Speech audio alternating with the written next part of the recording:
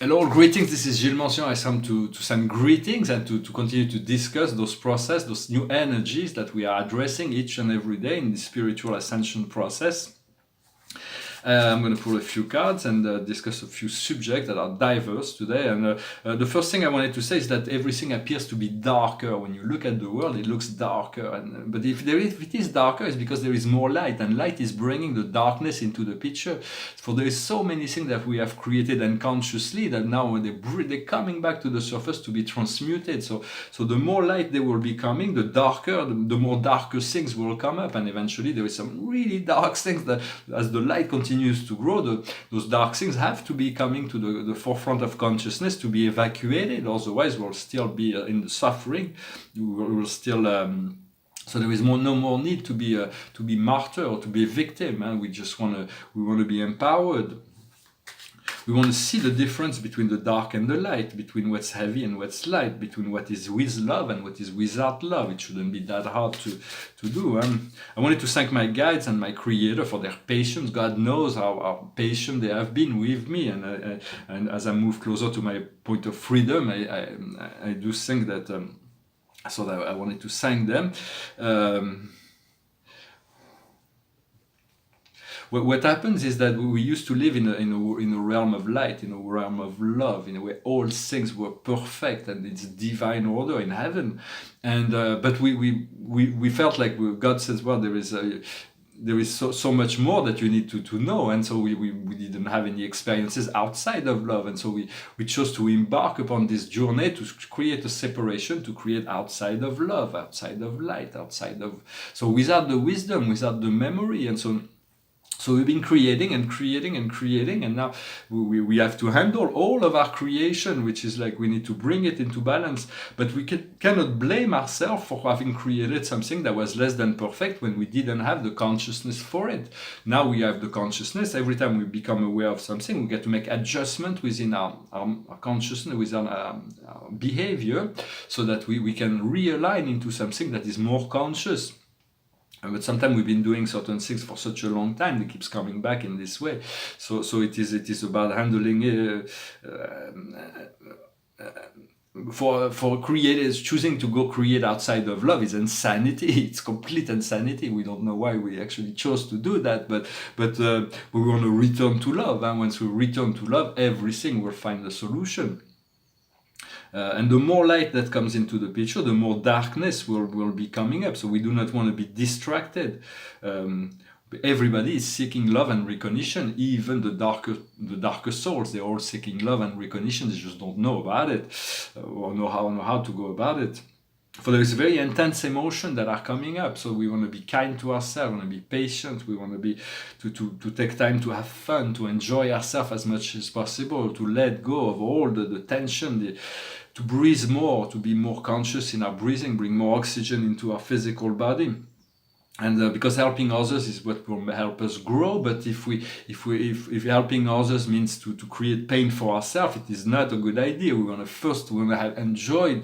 Although sometimes there's difficult service that we are asked to do, but service is always good. But it's having fun is primordial to take care of your well-being. Once you find this well-being, this serenity, your service is greatly increased, more efficient, because you're no longer you are projecting a wave, a vibration that brings about the peace and the joy and the contentment. So do it when it feels good. Also, it's about aligning to our highest ideal for experience. What is your ideal life? What is your ideal experience? What is it you seek ultimately? What is your best vision for yourself? And this is really what you want to focus on. And no, God will record that. Your soul, your spirit, your creator will record that, and will find a way to bring you something even better. But you have to inform the universe what's your highest ideal, what's your highest point of vision. And what does feel good next? I'm going to pull a few cards. So the highest wisdom for us today is communication. So we have to communicate. Sometimes Spirit says call, but call who? Call what? Well, it's like I'm not. So it's like communication is important, to continue to communicate. I wasn't called to come to do those videos today, but I thought I would come anyway. what we need to understand is accomplishment. We need to accomplish certain things within ourselves that we have to understand how to do that. What we have to do is potentiality, is to see the potential for this great potential that is unfolding, and the outcome is energy. Is the number one card. Is the card of a magician. It is we have the power to achieve all the things we need to achieve.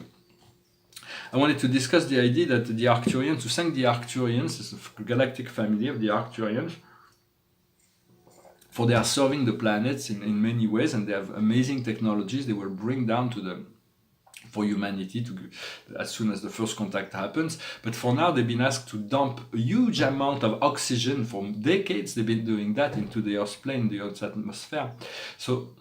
So that we can have enough oxygen, because we're cutting so many trees, we're polluting so much the ocean, we are inefficient, we are lacking a great deal of oxygen. If we had more oxygen, we would be more free, we'd be more happy, we'd be more. Oxygen is the positive energy that makes the body serene. And we need also more xenon in our atmosphere. We'd be a lot happier. So it's about, once we clean up the Earth, we'll have enough oxygen. The Earth is gonna. It's tilted in the past. It's gonna come back straight, and we'll eventually increase by 6, 7, 10% of the oxygen level on the planet, and we'll be so much more happier, so much more joy once we do that. In the meantime, the extraterrestrials have the means, technological means, to infuse oxygen into the planet to keep the deficiency on level, so it doesn't degrade too much. If we don't have no more oxygen, we won't be able to live here. We're not going to live with gas mask, and there's a great deal of pollution in some of the big cities. For one of the problems is that man believes that the planet is a product to consume, and the young generation will change that. There is all kinds of change, but this idea of Darwin, survival of the fittest, man is an animal on the top of the food chain, and so he has the right to abuse and eat and devour everything that's below him on the chain. But the animals are just as precious and sacred. The plants are just as precious and sacred. The minerals and the metals have consciousness, and there is a great deal. Everybody is here to share in this experience of life. So we have to become a component of the earth, but not necessarily we've been given a lot of responsibility that we haven't really handled so well. So I'm not here to criticize Darwin, but the creationist theory or the evolutionary theory are both wrong. They're completely both fakes, but they're both real. They both have some truth in it. But in a sense, God has created all from the model of the central universe, everything that was exported, that's terms of design and model, and yet it went through a very long process of evolution, a lot longer than what we believe, in order to create those galaxies. They're a lot older than our galaxies, like hundreds of billions of years old, trillions of years old maybe. I mean, it's been around a long time, and yet it is just the very beginning of this cosmic adventure. We're just starting. Every day is fresh, every moment is fresh, and we're following this growth process. When we eat, talk about food and sexuality. When we eat, we're sacrificing life. We're sacrificing a part of ourselves. And whether it's a plant or an animal, it's like it has given its life for us to be nourished. So put love into into your food and into what you drink. Bring love and light into it. So when it goes through your body, there is this sense of joy and meaning, purpose into it. Animals and plants that have been treated well will be a lot healthier to eat or consume. And even the food that's been prepared with a lot of love will be a lot better for the health. If you go to a big restaurant and there's been a lot of stress in the kitchen because it's like the food will not be as good. It may taste good, but it won't be as good on the energetic level as if there is a great deal of harmony in the kitchen, where it's prepared with love and respect and so put love into what you eat. I was a vegetarian for many years, and in America here it's really difficult. In a sense, what's the easier food that will be for us is when we started eating at first, when we came out from the babyhood to the young child, we started eating certain food, and this is the food that's usually the most adapted for your physical body in terms of nutrition. And for me, 90% of the vegetables I couldn't eat, so I ate a lot of meat. Now I eat less and less meat, and And I was for 10 years I was vegetarian in America. Here it's very difficult, but so I'm still eating meat, but not all that much. Mostly halal or. But in essence, there is this vibration, this soul vibration within all food that, and most of the vegetarians will tell you that animals, when they live their life, they have sensory experience, and so they have emotion, and they carry this emotion into their blood, into their physical system when we eat them. So send blessing to the animals, thank the animals, or do like in Avatar, you send the soul of the animal to the center of the planet, or the core of the planet, or you send it to the great central sun, you send it to paradise, you send it somewhere, so the animal doesn't feel like its soul is left out, because when you consume its physical body, sooner or later we all move into a more healthier form of, we will discover the replicator. We won't have to destroy any plant or animal to nourish ourselves. It's going to be wonderful, but for now we still want to, if possible, to eat animal or plants that have been treated well, that are healthy, and understanding that. And then sexuality, I wanted to speak about sexuality. One of the big problems for sexuality is just one creative aspect. It's very sacred. It's something that's been created. It's one of our creative power. But on the earth, they remove all of those other creative powers, and they focalize on that. They use that as to sell product or whatever. They use that sexuality, and it's been so deformed. And sexuality has been so deformed that it's creating more It's not as it's lost its sacred aspect. For there shouldn't be no shame, no blame, no guilt in relationship to our sexual habits or sexual practices, for we are sexual beings. From the smallest cell to the biggest galaxy, everything was created in this yin and yang, the attraction, the union, and the harmonization of the yin and the yang. From even the atoms, there is everything is created from that. So we move from the small one cell organism to these great divine beings. But God in the Truth by God also was addressing monks, so it was like.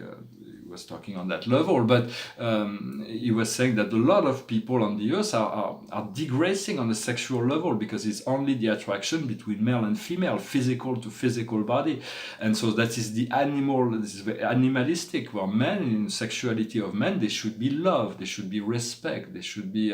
There's a poetry involved in the sexuality of men, and he explained that the Buddha has discovered a higher form of sexuality where he brings his soul and his astral body into the union of the two, that creates a great cosmic orgasm that makes him always ecstatic. So he's always enjoying sexual orgasm on a permanent level, thousands and thousands of times more than mortal beings would ever discover. So there's this immortal sexuality that will be discovered once we create this union, what Tantra seeks to bring. And it's like using the water kidney to bring the seminal essence to the crown, and then it becomes like and so but so when you practice, it's just when we practice those it is not also that we have to follow our own guidance in relationship to that, and then of course to respect your partner, because casual sex was okay for a very long time, but now as the energy rises, it's becoming or sexual or relationship that are not filled with love, becoming more when there is a bond, sexual bond, there is a molecule called oxytocin that creates this bond between the people, and the more we practice, the stronger the bond gets. And if the person that we're doing that with is not on the same frequency as ours, we have to handle all the energies of that person. So it's not a casual thing. Sexuality is something sacred, it's something precious. Yet there should be no blame, no shame, and no guilt in relationship to what our choice may be, and we should be able to be free in this relationship, and not to have to conform to societal or religious belief. It is a God-given gift. And ultimately, the highest form of sexuality is the yin and the yang, the Tao, which is the light within the dark and the dark within the light. It's the highest logo model, the highest model. So yeah, I just wanted to bring the subject. It's a delicate subject, a little bit, but we. So we all had to go through traumas, but we don't want to be trapped in the traumas. For the emotion will come up. For when we were unconscious or we were children, we went through certain traumas, and the inner child can be very vulnerable. He has fear. If he's not loved, there is no attention to our inner child. They will like rebel sometimes, and so. So we want to embrace the emotion and release it as much as possible. Understand there is a lot of people that have neurosis and psychosis. Neurosis, someone that has a neurosis has a psychological problem but is aware of it, and someone that has psychosis has a psychological problem is not aware of it. So, and those who have the most, I don't mean in general, but what I realized in America is that those the most the people that have the most psychological problems are the psychoanalysts. In 2 weeks you become psychoanalyst. So there's like hundreds of people that are practicing psychoanalysis. To me, it's a nonsense to spend years going back to your past. It's not gonna do. You have to move to the future, to move into something else, accept the healing. But in many sense, those people are, by looking at other people's problems, they're like they're avoiding their own problems. And so, but we want to bring all this into alignment. I don't know why this came to my mind. What I want, the card for the day is the King of Ariel: prosper, stable, gifted, powerful. Your projects are happening as it should. Professional and financial success. Utilizing your resources well, wisely. So it's the card of harvest. It is the time of harvest. So let us be ready for this harvest. The painting behind me here is an abstract painting. I really like it. It's called Abnegation. Not really sure the date, but it maybe dated. It's from 2006. Abnegation is something we can abnegate all things. It's one of the infinite virtue of the heart. We can move into this void where all things are included and nothing is. There is no hold on anything. So it is a magic power. And here it's an interior. Originally, there was a dog sitting here. There was no, the door was completely empty. It was completely black, and there was a dog sleeping on the couch. There was a cat running after a mouse. There was a girl sitting on a chair, and there was a painter with a hat that was painting this painting. And everybody disappeared. Those people appeared, and there is this painting that came about. It was this text here. And the text is in French, but it comes from the Truth by God. In the Truth by God, God said that he was very surprised that by the realization of the spiritual ascension path of someone on the earth. And this is because it was such a someone that did this spiritual ascension in such a strange situation, strange condition. And so the monks that was listening to this conversation, say, how can God, as an infinite being, as an omniscient, be surprised? They were very surprised that God could be surprised. And so the Master Tam answered, which was the leader, the master. He was somebody who attained the state of Buddha and was leading the school and bringing wisdom and guidance to the school. And he says, God is truth and life. As truth and life, God is dynamic and not enclosed in any preconceived ideas. He is surprised without being surprised, and yet he is surprised.